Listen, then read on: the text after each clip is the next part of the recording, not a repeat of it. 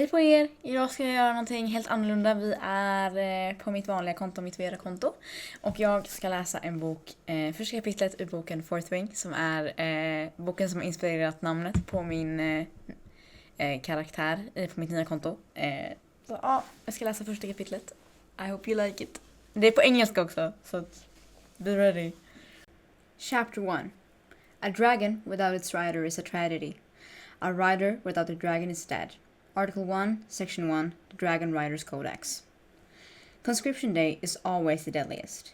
Maybe that's why the sunrise is especially beautiful this morning, because I know it might be my last.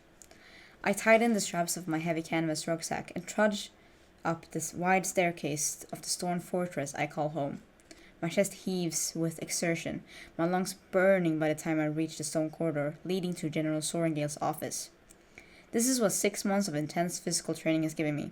The ability to barely climb 6 flights of stairs with a 30-pound pack. I'm so fucked. The thousands of 20-year-olds waiting outside the gate to enter their chosen quadrant of service are the smartest and strongest in the air. Hundreds of them have been preparing for the Riders Quadrant, the chance to become one of the elites, since birth. I've had exactly 6 months. The expressionless guards lining the wide hallway at the top of the landing avoid my eyes as I pass. But that's nothing new. Besides, being ignored is the best possible scenario for me. Basquiat War College isn't known for being kind to, well, anyone. Even those of us whose mothers are in command. Every Navarian officer, whether they choose to be schooled as healers, scribes, infantry, or riders, is molded within these cruel walls over 3 years, honed into weapons to secure our mountainous borders from the violent invasion attempts from the kingdom of Poromiel and the Gryphon riders. The weak don't survive here, especially not the Riders Quadrant. The dragons make sure of that. You are sending her to die! A familiar voice thunders through the general's thick wooden door, and I gasp. There's only one woman on the continent foolish enough to raise her voice to the general, but she's supposed to be on the border of the eastern wing. Mira. There's a muffled response from the office, and I reach for the door handle. She doesn't even stand a chance! Mira shouts as I force the heavy door open and the weight of my pack shifts forward, nearly taking me down. Shit. The general curses from behind her desk, and I grab onto the back of the crimson upholstered couch and I catch my balance. Damn it, Mom, she can't even handle her rucksack, Mira snaps, rushing to my side. I'm fine! My cheeks heat with mortification, and I force myself upright. She's been back for 5 minutes and she's already trying to save me? Because she needs saving, you fool. I don't want this. I don't want any part of this Riding Quadrant shit. It's not like I have a death wish. I would have been better off failing the admission test to Basquiat and going straight to the army with the majority of conscripts. But I can handle my rucksack, and I will handle myself. Oh, Violet. Worried brown eyes look down at me as strong hands brace my shoulders. Hi, Mira. A smile tucks the corners of my mouth. She might be here to say goodbyes, but I'm just glad to see my sister for the first time in years. Her eyes soften, her fingers flex on my shoulders like she might pull me into a hug, but then she steps back and turns to stand at my side, facing our mother. You can't do this! It's already done, Mom shrugs, the lines of her fitted black uniform rising and falling in the motion. I scoff, so much for the hope of reprieve. Not that I ever should have expected it, or even hoped for, an ounce of mercy from a woman who's been made famous for a lack of it.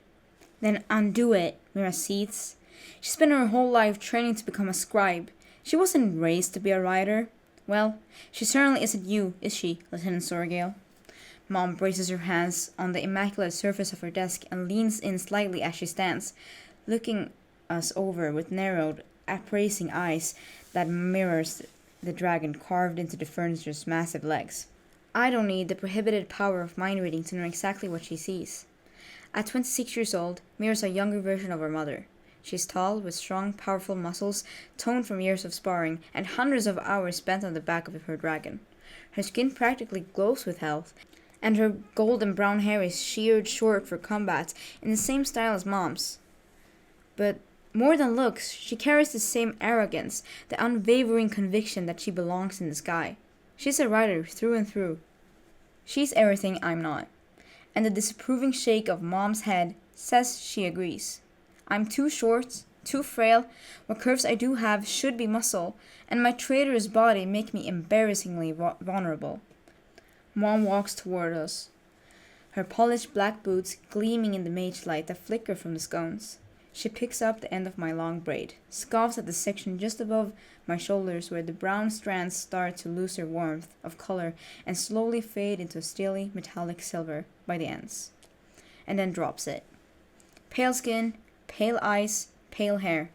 Her gaze siphons every ounce of my confidence down to the marrow in my bones. It's like that fever stole all of your coloring along with your strength. Grief flashes through her eyes and her brow furrow. I told him not to keep you in that library. It's not the first time I've heard her curse the sickness that nearly killed her while she was pregnant with me, or the library Dad made my second home once she'd been stationed here at Basquiat as an instructor and he as a scribe. I love that library, I counter. It's been more than a year since his heart finally failed, and the archives are still the only place that feels like home in this giant fortress. The only place where I still feel my father's presence. Spoken like the daughter of a scribe, Mom says quietly, and I see it, the woman she was while Dad was alive, softer, kinder, at least for her family. I am the daughter of a scribe, my back screams at me, so I let my back slip from my shoulders, guiding it to the floor, and I take my first full breath since leaving my room. Mom blinks, and that softer woman is gone, leaving only the general. You're the daughter of a writer. You're 20 years old, and today is conscription day. I let you finish your tutoring, but like I told you last spring, I will not watch one of my children enter the scribe quadrant, Violet. Because scribes are so far beneath writers. I grumbled, knowing perfectly well that writers are at the top of the social and military hierarchy. That their bonded dragons roast people for fun. Yes! Her customary composure slips. And if you dare walk into the tunnel toward the scribe quadrant today, I will rip you out by that ridiculous braid and pull you on the parapet myself. My stomach turns over. Dad wouldn't want this, Mira argues, color flushing up her neck. I loved your father, but he's dead, Mom says, as if giving the weather report. I doubt he wants much these days. I suck in a breath, but keep my mouth shut. Arguing will get me nowhere. She's never listened to a damn thing I've had to say before, and today is no different. Sending Violet into the writer's quadrant is tantamount to a death sentence. Guess Mira isn't done arguing. Mira's never done arguing with Mom. And the frustrating thing about it is that Mom always has respected her for it. Double standard for the win. She's not strong enough, Mom. She's already broken her arm this year. She sprains some joints every other week, and she's not tall enough to mount any dragon big enough to keep her alive in battle. Seriously, Mira? What the hell? My fingernails bite into my palms as I curl my hands into fists. Knowing my chances of survival are minimal is one thing. Having my sister throw my inadequacies in my face is another. Are you calling me weak? No, Mira squeezes my hand. Just fragile. That's not any better. Dragons don't bond fragile women. They incinerate them. So she's small. Mom scans me up and down, taking in the generous fit of the cream-belted tunic and pants I selected this morning from my potential execution. I snort. Are we just listing my faults now? I never said it was a fault. Mom turns to my sister. Mira, Violet deals with more pain before lunch than you do in an entire week. If any of my children is capable of surviving the writer's quadrant, it's her. My eyebrows rise. That sounded an awful lot like a compliment, but with Mom, I am never quite sure. How many writers, candidates, die on conscription day, Mom? 40? 50? Are you that eager to bury another child? Mira seethes. I cringe as the temperature in the room plummets. Courtesy of Mom's storm-wielding signet power she channels through her dragon. I am Sir. My chest tightens at the memory of my brother. No one has ever dared to mention Brennan or his dragon in the 5 years since they died fighting the Tyrrish rebellion in the south. Mom tolerates me and respects Mira, but she loved Brennan. Dad did too. His chest pains started right after Brennan's death. Mom's jaw tightens, and her eyes threaten retribution as she glares at Mira. My sister swallows, but she holds her own in the staring competition. Mom, I start. She didn't mean, get out, Lieutenant. Mom's words are sort of puffs of steam in the frigid office. Before I report you absent from your unit without leave. Mira straightens her posture, nods once, and pivots with military precision, then strides for the door without another word, grabbing a small rucksack on the way out. It's the first time Mom and I have been alone in months. Her eyes meet mine, and the temperature rises as she takes a deep breath. You scored in the top quarter for speed and agility during the entrance exam. You'll do just fine. All soaring gales do just fine. She skims the back of her fingers down my cheek, barely grazing my skin. So much like your father, she whispers before clearing her throat and backing up a few steps. Guess there are no Meritorious Service Awards for emotional availability. I won't be able to acknowledge you for the next 3 years, she says, sitting back on the edge of her desk. Since, as Commanding General of Basquiat, I'll be your far superior officer. I know. It's the least of my concerns, considering she barely acknowledges me now. You won't get any special treatment just because you're my daughter, either. If anything, they'll come after you harder to make you prove yourself, she arches an eyebrow. Well aware. Good thing I've been training with Major Gilstead for the last several months since Mom made her decree. She sighs and forces a smile. Then I guess I'll see you in the valley at threshing, candidate. Though you'll be a cadet by sunset, I suppose. Or dead. Neither of us says it. Good luck, candidate Sorengale. She moves back behind her desk, effectively dismissing me. Thank you, General. I heft my pack onto my shoulders and walk out of her office. A guard closes the door behind me. She's batshit crazy, Mira says from the corner of the hallway, right between where 2 guards are positioned. They'll tell her you said that. Like they don't already know. She grinds out through the clenched teeth. Let's go. We only have an hour before all candidates have to report, and I saw 1,000 waiting outside the gates when I flew over. She starts walking, leading me down the stone staircase and through the hallways to my room. Well, it was my room. In the 30 minutes I've been gone, all my personal items have been packed into crates that now sit stacked in the corner. My stomach sinks to the hardwood floor. She had my entire life boxed. She's fucking efficient, I'll give you that, Mira mutters before turning my way, her gaze passing over me with me in open assessment. I was hoping I'd be able to talk her out of it. You were never meant for the writer's quadrant.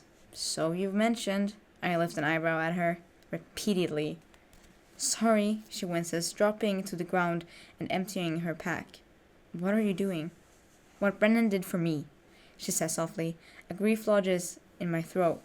Can you use a sword? I shake my head. Too heavy. I'm pretty quick with daggers, though. Really damn quick. Lightning quick. What I lack in strength, I make up for in speed. I figured. Good. Now drop your pack and take off those horrible boots. She sorts through the items she brought, handing me new boots and a black uniform. Put these on. What's wrong with my pack? I ask, but I drop my rucksack anyway. She immediately opens it, ripping out everything I'd carefully packed. Mira, that took me all night. You're carrying way too much, and your boots are a death trap. You'll slip right off the parapet with those smooth soles.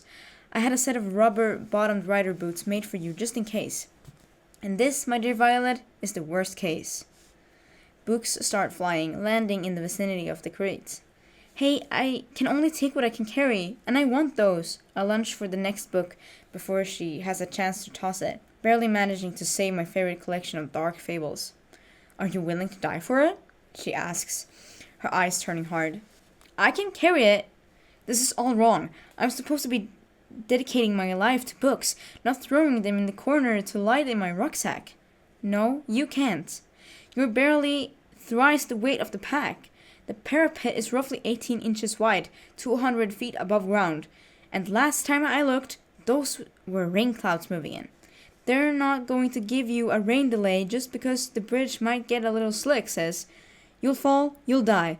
Now, are you going to listen to me, or are you going to join the other dead candidates at tomorrow's morning roll call? There's no trace of my older sister in the rider before me. This woman is shrewd, cunning, and a touch cruel. This is the woman who survived all 3 years with only one scar, the one her own dragon gave her during threshing. Because that's all you'll be, another tombstone, another name scorched in stone. Ditch the books. Dad gave this one to me, I murmur, pressing the book against my chest. Maybe it's childish, just a collection of stories that warn us against the lure of magic and even demonized dragons. But it's all I have left. She sighs. Is that the old book of folklore about dark-wielding vermin and their viren? Haven't you read it 1,000 times already? Probably more, I admit. And they're venom, not vermin. Dan and his allegories, she says. Just don't try to channel power without being a bonded rider, and red-eyed monsters won't hide under your bed, waiting to snatch you away on their 2-legged dragons to join their dark army.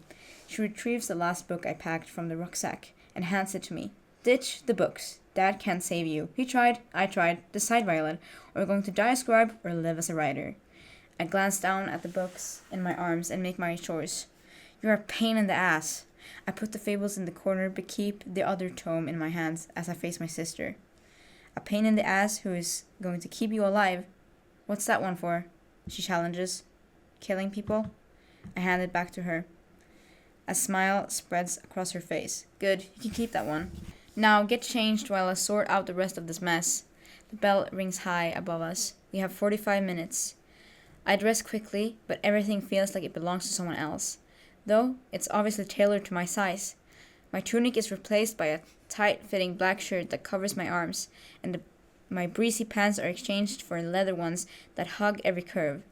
Then she laces me into a vest-style corset over the shirt. Keeps it from rubbing, she explains.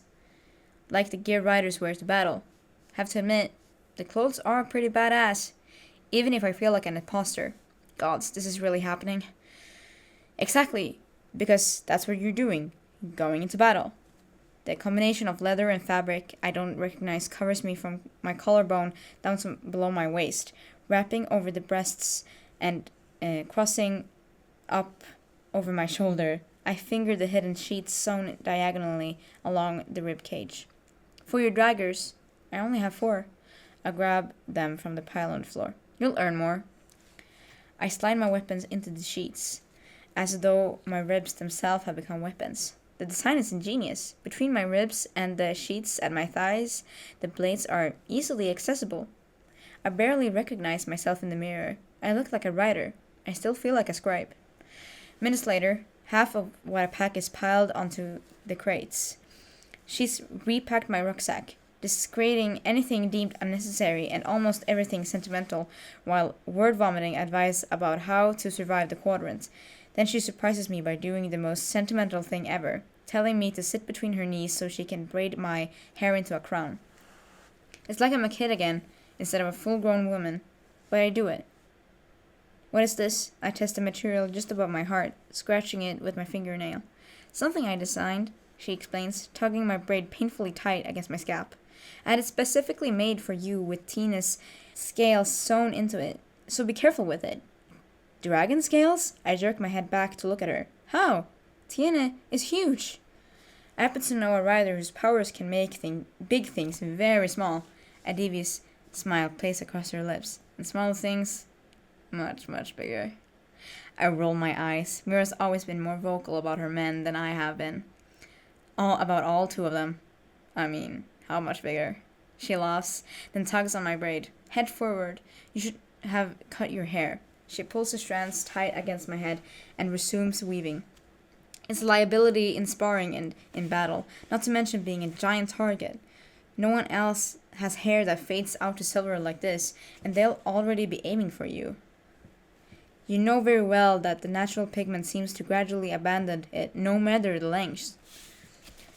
My eyes are just as indecisive. A light hazel of varying blues and ambers that never seem to favor either actual color. Besides, other than everyone else's concern for the shade, my hair is the only thing about me that's perfectly healthy. Cutting it would feel like I'm punishing my body for finally doing something well, and it's not like I feel like I need to hide who I am. You're not. Mira yanks on my braid, pulling my head back, and our eyes lock. You're the smartest woman I know. Don't forget that. Your brain is your best weapon. Outsmart them, Violet. Do you hear me? I nod, and she looses her grip, then finishes the braid and pulls me to my feet and continues to summarize years of knowledge into 15 hurried minutes, barely pausing to breathe. Be observant. Quiet is fine, but make sure you notice everything and everyone around you to your advantage. You've read the Codex a few times. The rulebook for Riders' Squadrons is a fraction of the length of the other divisions, probably because the riders have trouble obeying rules. Good. Then you know what other riders can kill you at any time, and that cutthroat riders will try. Fewer cadets means better odds at threshing. There are never enough dragons willing to bond, and anyone reckless enough to get themselves killed isn't worthy of a dragon anyway. Except when sleeping. It's an executable offense to attack any cadet while sleeping. Article 3. Yes, but that doesn't mean you're safe at night. Sleep in this if you can. She taps the stomach off my corset. Rider Black is supposed to be earned. You sure I shouldn't wear my tunic today? I skim my hands over the leather. The wind up on the parapet will catch any spare cloth like a sail. She hands me my now much lighter pack. The tighter your clothes, the better off you are up there. And the ring once you start sparing. Wear the armor at all times. Keep your daggers on you at all times. She points at the sheets down her thighs. Someone is going to say I didn't earn them. You're a Sorengale, she responds, as if that's the answer enough. Fuck what they say. And you don't think the dragon scales are cheating? There's no such thing as cheating once you climb the turret. There's only survival and death. The bell chimes. Only 30 minutes left. She swallows. It's almost time. Ready? No. Neither was I. A brass smile lifts the corner of her mouth, and I've spent my life training for it. I'm not going to die today. I sling my pack over my shoulders and breathe a little easier than this morning. It's infinitely more manageable. The halls of the central, administrative part of the fortress are eerily quiet as we wind our way down through the various staircases, but the noise from outside grows louder and the lower we descend. Through the windows, I see thousands of candidates hugging their loved ones and saying their goodbyes on the grassy field just beneath the main gate. From what I've witnessed every year, most families hold on to their candidates right up to the very last bell. The 4 roads leading to the fortresses are clogged with horses and wagons, especially where they converge in the front of the college. But it's empty ones at the edge of the field that make me nauseous. They're for the bodies. Right before we round the last corner that will lead to the courtyard, Mira stops. What if... Oof! She yanks me against her chest, hugging me tight in the relative privacy of the corridor. I love you, Violet. Remember everything I told you.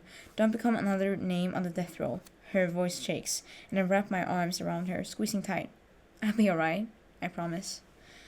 She nods, her chin bumping against the top of my head. I know. Let's go.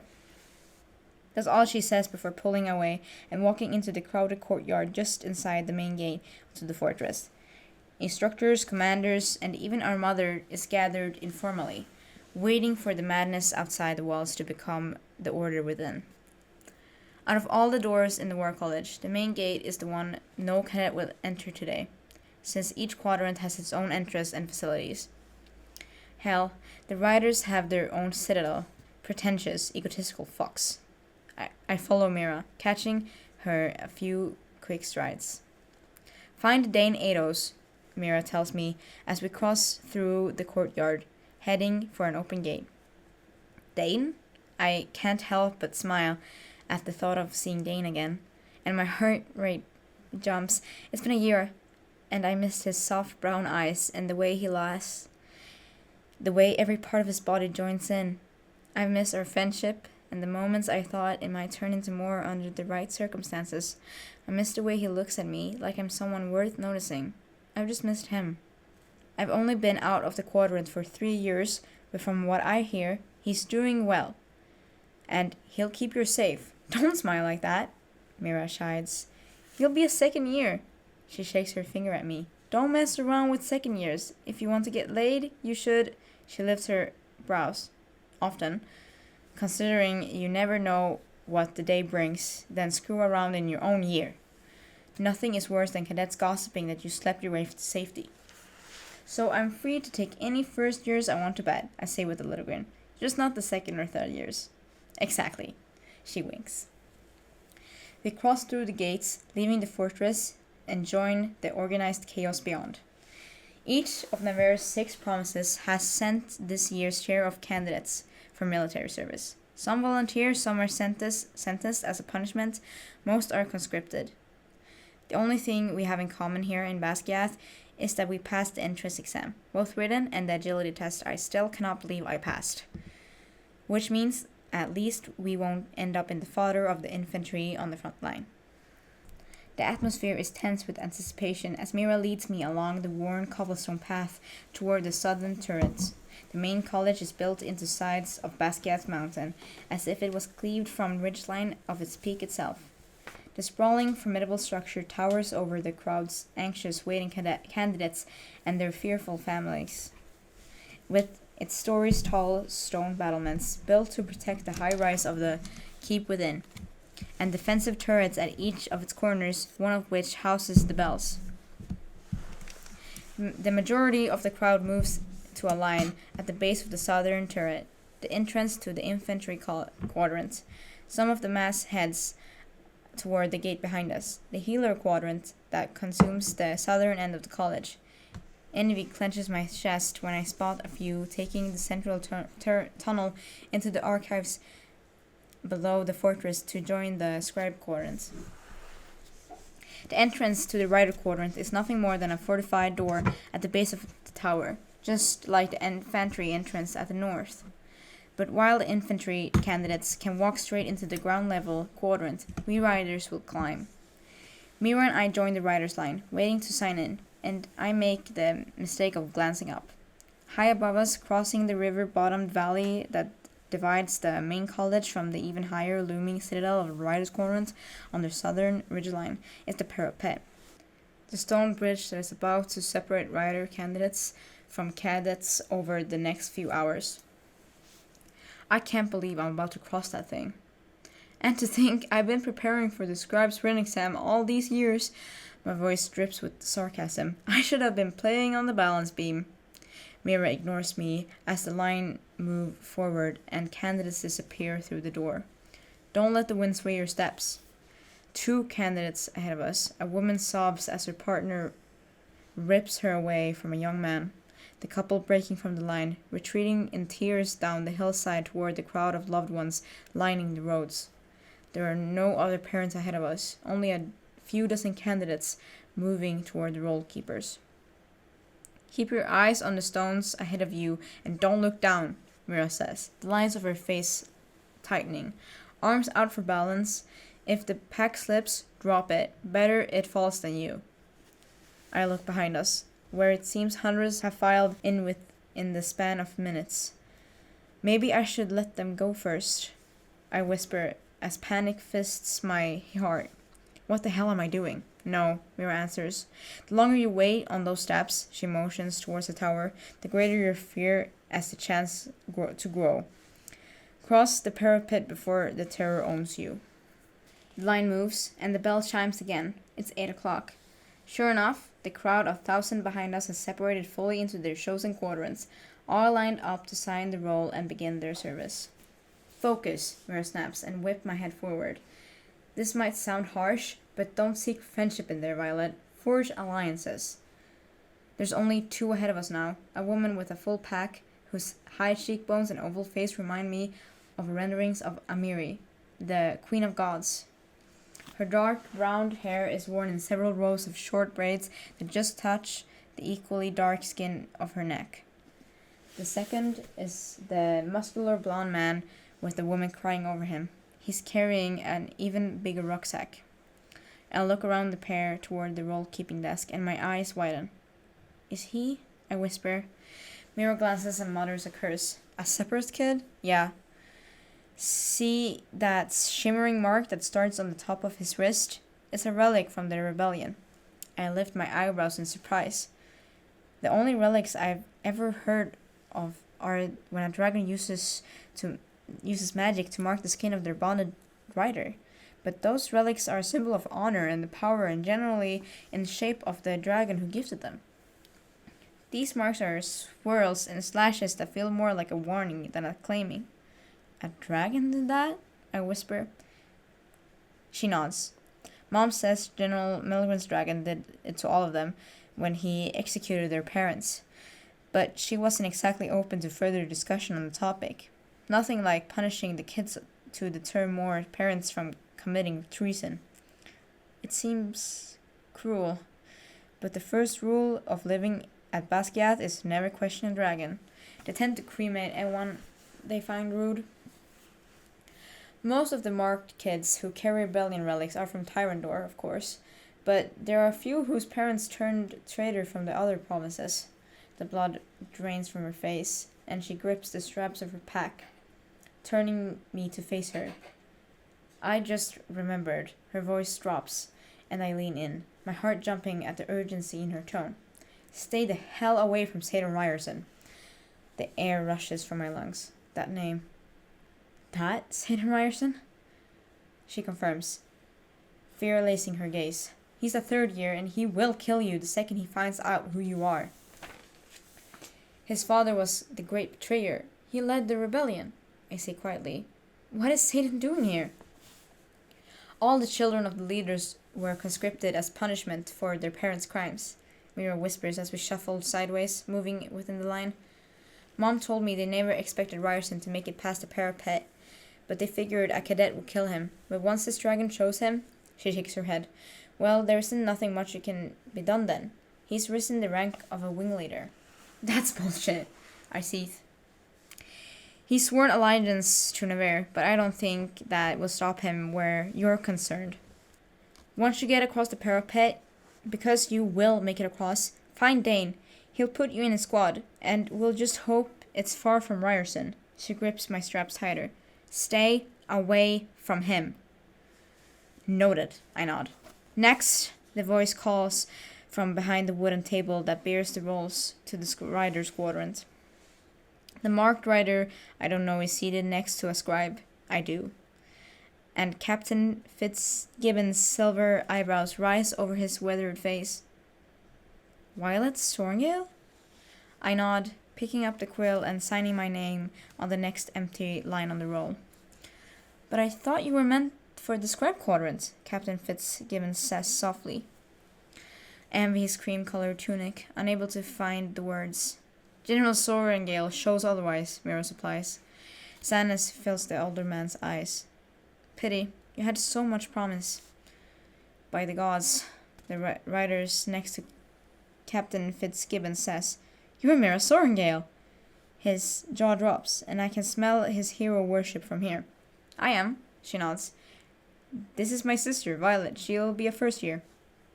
If she survives the parapet, someone behind me snickers. Wine just might blow her right off. You fought at Sithmore, the rider behind the desk says, in awe. They gave you the Order of the Talon for taking out that battery behind the enemy lines. The snickering stops. As I was saying, Mira puts a hand on the small of my back. This is my sister, Violet. You know the way. The captain nods and points to the open door into the turret. It looks ominously dark in there, and I fight the urge to run like hell. I know the way, she assures him, leading me past the table so the snickering asshole behind me can sign the roll. We pause at the door and turn toward each other. Don't die, Violet. I hate to be an only child. She grins and walks away. Sauntering past the line of gawking candidates as word spreads of exactly who she is and what she's done. Tough to live up to that, a woman ahead of me says, from just inside the tower. It is, I agree, gripping the straps of my rucksack and heading into the darkness. My eyes adjust quickly to the dim light coming in through the eddy-quiescent windows along the curved staircase. Sorengale, as in, the woman asks, looking over her shoulder as we begin to climb the hundreds of stairs that lead up to our possible deaths. Yup. There's no railing, so I keep my hand on the stone wall as we rise higher and higher. The general? The blonde guy ahead of us asks. The same one, I answer, offering him a quick smile. Anyone whose mother holds on that tight can't be that bad, right? Wow, nice letters too, he smiles back. Thanks, they're a courtesy of my sister. I wonder how many candidates have fallen off the edge of the steps and died before they even reached the parapet, the woman says, glancing down the center of the staircase as we climb higher. 2 last year? I tilt my head when she glances back. Well, 3 if you count the girl one of the guys landed on. The woman's brown eyes flare, but she turns back around and keeps climbing. How many steps are there? 250, I answer, and we climb in silence for another 5 minutes. Not too bad, she says with a bright smile as we near the top and the line comes to a halt. I'm Ryan and Matthias, by the way. Dylan, the blonde guy responds with an enthusiastic wave. Violet, I give them a tense smile of my own, blatantly ignoring Mira's earlier suggestion to avoid friendship and only forge alliances. I feel like I've been waiting my entire life for this day. Dylan shifts his pack on his back. Can you believe we actually get to do this? It's a dream come true. Right, naturally. Every other candidate but me is excited to be here. This is the only quadrant at Basquiat that doesn't accept conscripts. Only volunteers. I can't fucking wait. Ryan's smiles widens. I mean, who wouldn't want to ride a dragon? Me. Not that it doesn't sound fun in theory. It does. It's just that abhorrent odds of surviving to graduation that sours my stomach. Do your parents approve? Dylan asks. Because my mom has been begging me to change my mind for months. I keep telling her that I'll have better chances for advancement as a writer, but she wants me to enter the healer's quadrant. Mine always knew I wanted this, so they've been pretty supportive. Besides, they have my twin to dote on. Reagan already living her dream, married and expecting a baby. Ryan glances back at me. What about you? Let me guess, with a name like Sorengale, I bet you were the first to volunteer this year. I was more like voluntold. My answer is far less enthusiastic than hers. Gotcha. And writers do get way better perks than other officers, I say to Dylan as the line moves upward again. The snickering candidate behind me catches up, sweating in red. Look who isn't snickering now. Better pay, more leniency with the uniform policy, I continue.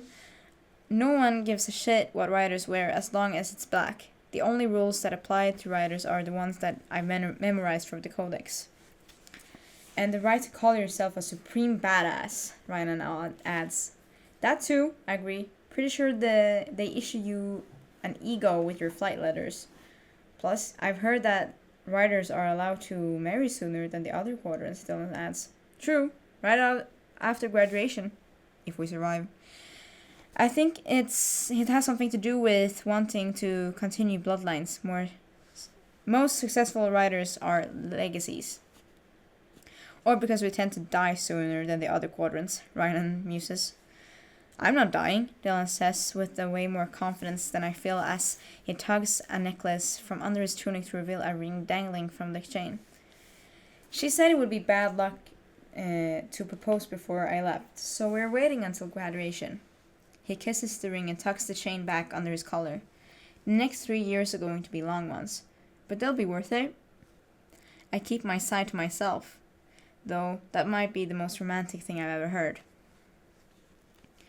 You might make it across the parapet, the guy behind us sneer. This one here is a breeze away from being at the bottom of the ravine. I roll my eyes. Shut up and focus on yourself, Rhiannon snaps, her feet clicking against the stone as we climb. The top comes into sight, the doorway full of muddled light.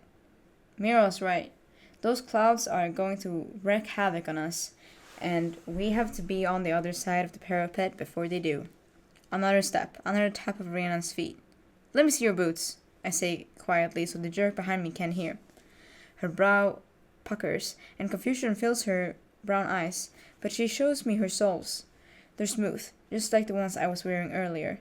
My stomach sinks like a rock. The line starts moving again, pausing when we're only a few feet from the opening. What size are your feet? I ask. What? Rhiannon blinks at me. Your feet, what size are they? 8, she answers, 2 lines forming between her brows. I'm a 7, I say quickly. It would hurt like hell, but I want you to take my left boot. Trade with me. I have a dagger in the right one. I'm sorry? She looks like me like I've lost my mind. And maybe I have. These are rider boots. They'll grip to the stone better. Your toes will be scrunched and generally miserable, but at least you'll have a shot at not falling off if that rain hits. Rhiannon glances towards the open door and the darkening sky, then back at me. You're willing to trade a boot? Just until we get on the other side. I look through the open door. These 3 candidates are already walking across the parapet, their arms stretched out wide. But we have to be quick. It's almost our turn. Rhiannon purses her lips in debate for a second, then agrees, and we swap left boots. I barely finish lacing up before the line moves again, and the guy behind me shoves my lower back, sending me staggering onto the platform and into the open air. Let's go. Some of us have things to do on the other side. His voice grates on my last freaking nerve. You are not worth the effort right now, I mutter, gaining my balance as the wind whips at my skin. The midsummer morning thick with humidity. Good call on the braid, Mira. The top of the turret is bare, and crenellations of stone rising and falling along the circular structure of height of my chest, doing nothing to obscure the view. The ravine of its river below suddenly feel very, very far. How many wagons do they have waiting down there? 5? 6? I know the stats. The parapet claims roughly about 15% of the riders' candidates. Every trial in the quadrant, including this one, is designed to test cadets' ability to ride. If someone can't manage to walk the windy length of the slim stone bridge, then they sure as hell can't keep their balance and fight on the back of a dragon. And as for the death rate, I guess every other rider thinks the risk is worth the glory, or has the arrogance to think they won't fall. I'm not in either camp. Nausea has me holding my stomach, and I breathe through my nose and out through my mouth as I walk the edge behind Rhiannon and Dylan, my fingers skimming the stonework as we wind our way toward the parapet. 3 riders wait at the entrance, which is nothing more than a gaping hole in the wall of the turret. One with ripped-off sleeves records names as candidates step up out onto the treacherous crossing. Another, who's shaved his hair with the exception of strips down the top center, instructs Dylan as he moves into position. Patting his chest like a ring hidden there will bring him luck. I hope it does. The third turns in my direction. My heart simply stops. He's tall, with wind-blown black hair and brown eyes. The line of his jaw is strong and covered with warm, tawny skin and dark stubble. And when he folds his arms across his torso, the muscle in his chest and arm ripple, moving in a way that makes me swallow. And his eyes are the shade of gold-flecked onyx. The contrast is startling, jaw-dropping even. Everything about him is. His features are so harsh that they look like carved, and yet they're astonishingly perfect. Like an artist worked a lifetime sculpting him, and at least a year of that was spent on his mouth. He's the most exquisite man I've ever seen. And living in a war college means I've seen a lot of men. Even the diagonal scar that bisects his left eyebrow and marks the top of the corner of his cheek makes him even hotter. Flaming hot, scorching hot, gets you into trouble and you like it level of hot. Suddenly, I can't remember exactly why Mira told me not to fuck around outside my year group.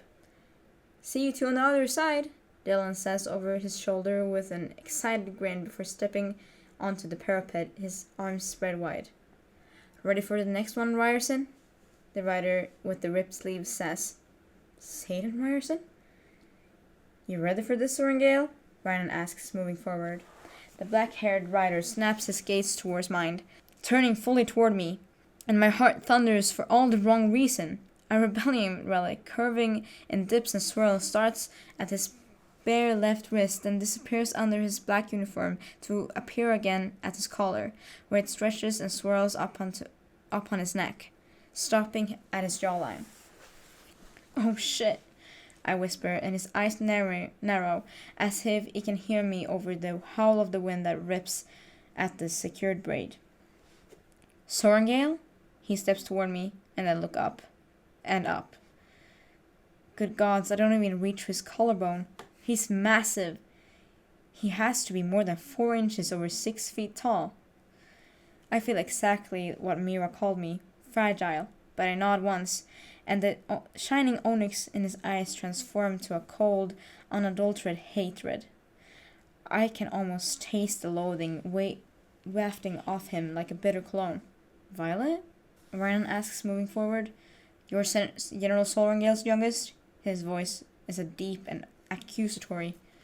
"You're Fen Ryerson's son," I counter, the certainty of this revelation settling in my bones. I lift my chin and do my best to lock every muscle in my body so I don't start trembling. "He will kill you the second he finds out who you are." Mira's words bounce around my skull, and fear knots my throat. "He's going to throw me over the edge. He's going to pick me up and drop me right off this turret. I'm never going to get a chance to even walk the parapet.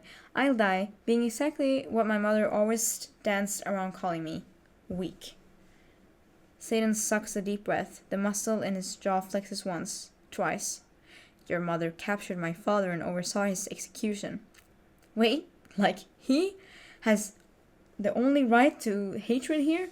Rage races through my veins. "Your father killed my older brother. Seems like we're even." "Hardly." His glaring gaze strokes over me, like he's memorizing every detail or looking for any weakness. "Your sister is a writer. Guess that explains the letters." "Guess so." I hold his glare, as if winning the staring competition will gain me entrance to the quadrant instead of crossing the parapet behind him. Either way, I'm getting across. Mira isn't going to lose both her siblings. His hand clenches into fists, and he tenses. I prepare for a strike. He might throw me off this tower, but I won't make it easy for him. "You all right?" Rhiannon asks, her gaze jumping between Satan and me. He glances at her. "Your friends?" "We met on the stairs," she said, squaring her shoulders.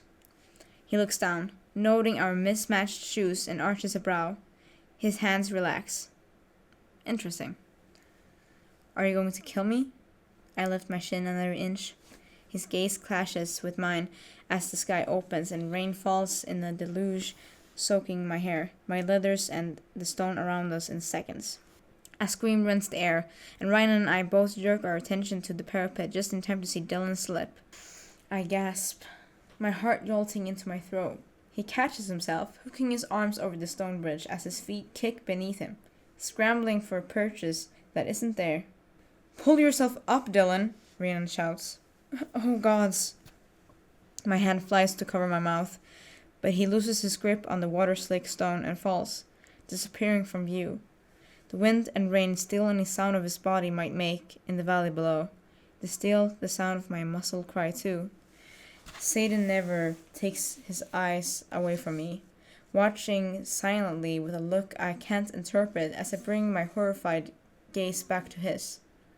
Why would I waste my energy killing you when the parapet will do it for me? A wicked smile curves his lips. Your turn. Ja, det var det. Jag kan inte läsa så bra, som ni kanske har märkt. Jag är inte bra på att artikulera mig, och ni som kollar på mig vet redan att jag har problem med det när jag läser stories i Startable.